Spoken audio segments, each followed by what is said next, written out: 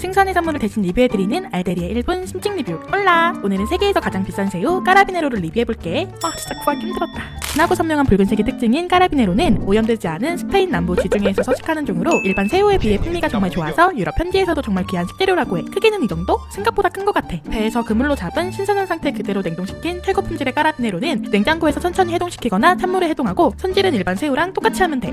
등에 있는 새우똥도 빨간색이야. 그러면 까라비네로를 회로 먹어볼게.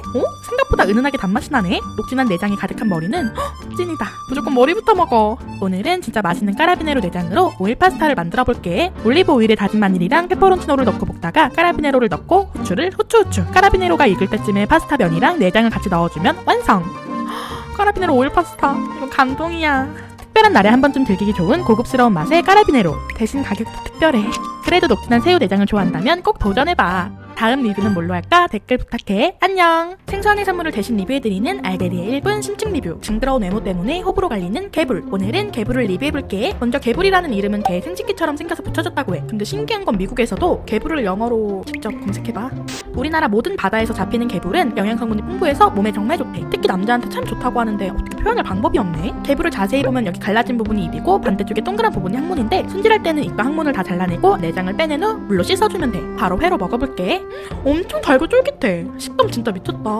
다음으로는 개불구이. 개불을 반으로 갈라서 불판에서 바로 구워주면 오징어 맛인데 식감은 오징어보다 부드럽고 쫄깃해. 맥주 안주로 완전 강추. 마지막으로 개불덮밥. 손질한 개불을 먹기 좋은 크기로 자르고 끓는 물에 삶아준 다음 오이를 두르고 간마늘이랑 대파를 볶은 다음 굴소스를 넣고 개불이랑 부추를 볶아줘. 그리고 밥 위에 스크램블 에그 올리고 만들어둔 개불볶음 올리면 완성. 이거 너무 맛있다. 개불 못 먹는 사람도 진짜 잘 먹을 것 같아. 몸에도 좋고 맛도 좋은 별미 중에 별미 개불. 징그럽게 생겼지만 꼭 도전해봐. 다음 리뷰는 뭘로 할까? 댓글 부탁해. 안녕. 생소한 해산물을 대신 리뷰해드리는 알데리의 1분 심층 리뷰. 바닷속 대표 미소천사 노랑가오리. 오늘은 노랑가오리를 리뷰해볼게.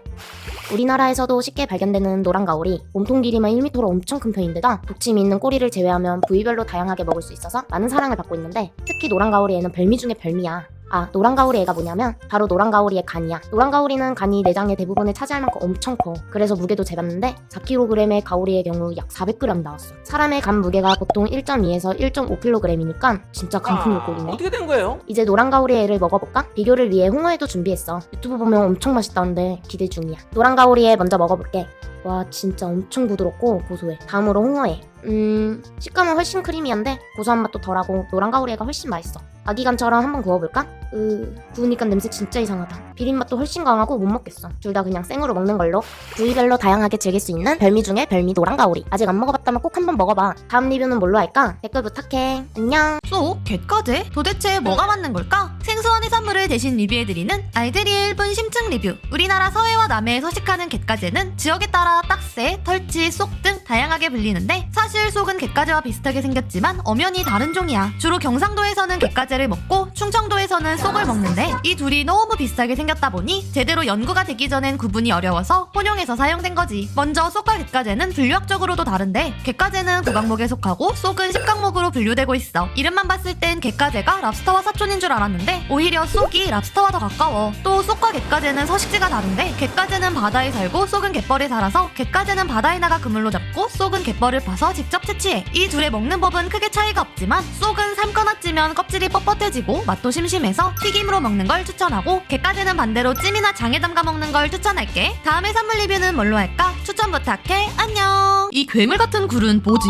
생소한 해산물을 대신 리뷰해드리는 알데리의 1분 심층 리뷰. 우리가 주로 먹는 굴은 참굴로 지난번 영상에서도 소개한 적이 있는데 사실 우리나라엔 다양한 종류의 굴이 살고 있어. 식용으로 사용되는 굴은 크게 5가지인데 오늘은 바위굴, 갓굴, 벚굴을 리뷰해볼게. 먼저 바위굴은 남해안의 깊은 바다에서 사는데 산란기는 9월에서 11월로 산란기가 오기 전 여름이 제철이야. 또 깊은 바다에 살고 성장기간이 오래 걸려서 양식도 어렵기 때문에 가격이 비싸. 하지만 다른 굴보다 훨씬 크고 비린맛도 덜하고 식감도 부드러운 고급 굴이야. 두 번째 갓굴은 서해안에서 조업하는데 12월 딱 한 달만 조업이 가능한 귀한 굴이야. 회각은 가리비처럼 생겼고 참굴보다 둥근 모양이야. 또 떡굴이라 부르기도 하는데 관자의 식감이 아주 쫀득하기 때문이야. 참굴에 비해 아린 맛이 나고 비린내도 적어. 세 번째 벚굴은 바닷물과 강물이 만나는 곳에서 자라는데 벚꽃이 필 무렵인 2월에서 4월이 제철이고 바위에 맺힌 모습이 벚꽃 같아서 벚굴이라 불러. 바다에서 난 굴에 비해 비린맛이 적고 짜지 않아. 굴의 진한 맛을 느끼고 싶으면 바위굴을 추천하고 굴이 처음이라면 벚굴을 꼭 먹어봐. 다음 해산물 리뷰는 뭘로 할까? 추천 부탁해. 안녕. 생소한 해산물을 대신 리뷰해드리는 알데리의 1분 심층 리뷰. 댓글을 아무도 안 달아서 제가 준비했습니다. 일본 고급 요리로 진미 중에 진미. 바다의 푸아그라 안키모. 안키모는 소세지형이랑 통아기형 두 가지가 있어. 통아기가는 250g, 소세지 아기가는 200g. 오늘은 소세지형을 먹어볼게. 껍질을 벗겨볼 건데 이거 안 부서지려면 완전 조심히 까야겠는데? 포장은 햄이랑 엄청 비슷한데 써는 느낌이 완전 달라. 이제 먹어볼게. 엄청 고소하고 그냥 먹으면 약간 느끼하다고 느낄 수도 있을 것 같아. 유자폰즈나 와사비 곁들이면 좋을 듯. 으깨지거나 부서져도 완전 괜찮아. 밥 위에 안키모, 청양고추, 마요네즈 올리고 비벼서 먹으면 진짜 맛있어. 녹진함의 결정체 안키모, 와사비랑 찰떡궁합. 고추마요는 꼭 먹어. 알데리 추천 고급 요리 집에서 간편하게 즐겨봐. 다음 리뷰는 뭘로 할까? 댓글 부탁해. 안녕. 생소한 해산물을 대신 리뷰해드리는 알데리의 1분 심층 리뷰. 오늘은 양미리를 리뷰해볼게. 양미리는 30cm 전후의 크기로 몸 전체적으로 은빛을 띠다가 시간이 지나면 청록색으로 점차 변해. 또 양미리는 냉수성 어류로 겨울이 되면 알이 차서 겨울철 별미로 인기가 많아. 그런데 양미리는 사실 양미리가 아니야. 그럼 이 생선의 정체는 뭘까? 그건 바로 까나리야. 양미리는 초봄이 되면 산란을 위해 서해로 이동하는데 서해에선 까나리라고 불러. 사실 양미리는 강원도의 사투리야. 그럼 이제 바로 양미리를 먹어볼까? 오늘은 양미리 구이를 해볼 건데 프라이팬과 그릴을 이용해서 구워볼게. 먼저 그릴로 구운 양미리는 기름이 빠져 담백한 맛이 나서 술안주로 좋을 것 같아. 프라이팬으로 구운 양미리는 기름을 둘러 살짝 튀기듯 구워서 겉은 바삭하고 속은 촉촉한 게 밥반찬으로 손색이 없을 것 같아. 정말 고르기 어렵다. 나는 일단 둘 다. 착한 가격과 고소한 맛으로 겨울철 별미로 최고인 양미리, 올 겨울 알이 꽉 찬 양미리 먹어보는 건 어때? 다음 리뷰는 뭘로 할까? 댓글 부탁해. 안녕. 흔히 알던 킹크랩이 게가 아니었다고? 가격은 비싸지만 살도 통통하고 맛도 좋아서 많은 사람들이 찾는 인기의 선물 킹크랩. 킹 더하기 크랩이니까 그냥 큰 게인 줄 알았는데 진짜 게는 아니라는 사실 알고 보면 꽤 놀랍지? 우리가 잘 아는 꽃게나 대게는 다리가 10개인 단미 아목에 속해. 하지만 킹크랩은 소라게처럼 8개의 다리를 가진 집게 아목에 포함돼. 즉 분류상 완전히 다른 종이라는 말이지. 그래도 생김새는 개랑 너무 비슷하게 생기지 않았어? 헷갈리는 게 당연해. 이건 바로 개화 현상 때문이야. 개가 아닌 다른 절지동물들이 생존에 유리하도록 개처럼 진화한 거지. 킹크랩도 이 개화 현상의 대표적인 예야. 그래서 생긴 건 개처럼 보여도 진짜 개는 아닌 거지. 우리가 알고 있던 상식 오늘로써 깨진 느낌이지? 다음 해산물 리뷰는 뭘로 할까? 추천 부탁해. 안녕. 이건 말린 해초야, 알로에 잎이야. 생소한 해산물을 대신 리뷰해드리는 알데리의 1분 심층 리뷰. 전라도 대표 해산물 홍어. 홍어는 봄이 되면 알이 낳는데 이게 바로 홍어알이야. 산지에서는 홍어 쌈지 또는 홍어 새끼보라고 불러. 근데 서양에서는 해변에 떠밀려온 이런 알집을 보고 인어의 지갑이라고 부른대. 이제 홍어알을 보면 전반적으로 해초색에 가운데가 볼록하고 양끝에 집게처럼 생긴 돌기가 있어. 껍데기는 딱딱할 것 같지만 만져보면 말랑말랑해. 이 알 속에는 4개에서 6개의 난항이 있어서 한 개의 알에서 여러 마리의 홍어가 태어나. 홍어알을 열어보면 난항을 직접 볼 수 있는데 계란과 달리 흰색이고 너무 약해서 쉽게 타져. 맛은 왜? 물에 밀가루 타서 먹는 것 같아. 밍밍한데 작은 가루 같은 게 입안에 맴돌아. 삶아 먹으면 괜찮겠지? 총 20분 동안 삶았는데 완전 쪼그라들어서 별로일 것 같기도 하다. 안에 있는 걸 꺼내보면 삶은 계란처럼 굳었는데 만져보면 쉽게 으스러져. 맛을 보면 살짝 고소하면서 짭조름하고 식감은 부드러운 게 완전 치즈야. 홍어 못 먹는 사람도 잘 먹을 수 있겠어.